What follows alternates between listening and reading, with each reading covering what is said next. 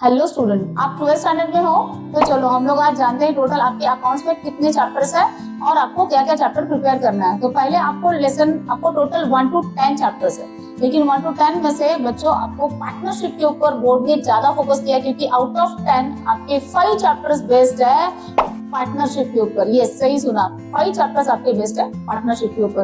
तो चलो आज पहले जान लेते हैं हम लोग वो चैप्टर्स क्या क्या हैं। अगर आपको चैप्टर का नेम समझ में आता है, उसका मीनिंग समझ में आता है, तो उसके आगे आपको उस चैप्टर के प्रॉब्लम्स करने में भी आपको ज्यादा एक्साइटमेंट होगी कि इसमें प्रॉब्लम करना क्या है। सो पहले हम लोग समझते हैं first 5 lessons which is based on the partnership. So first chapter आपका आता है partnership final account. Partnership final account यानी 2 पार्टनर्स है और उनका बिजनेस कर रहे हैं, तो उनका प्रॉफिट लॉस कैसे निकालेंगे, इसी को हम लोग बोलते हैं पार्टनरशिप फाइनल अकाउंट। जैसे कि एक है राम और एक है श्याम। राम और श्याम दोनों बिजनेस कर रहे हैं और पूरा साल खत्म होने के बाद वो लोग उनका अकाउंटिंग प्रॉफिट निकाल रहे हैं कि उनका प्रॉफिट कितना हुआ या फिर लॉस हुआ।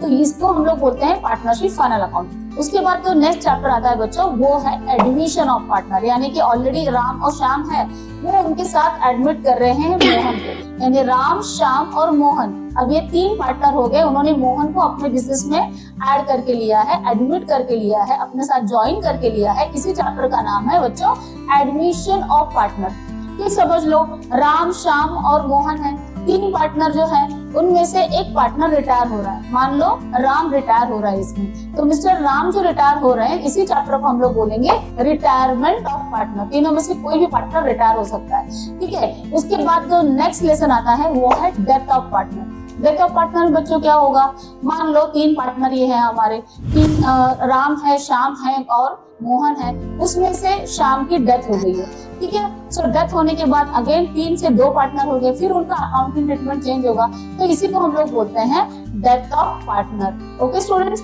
एंड द लास्ट चैप्टर ये है आपका डिसोल्यूशन ऑफ पार्टनरशिप है।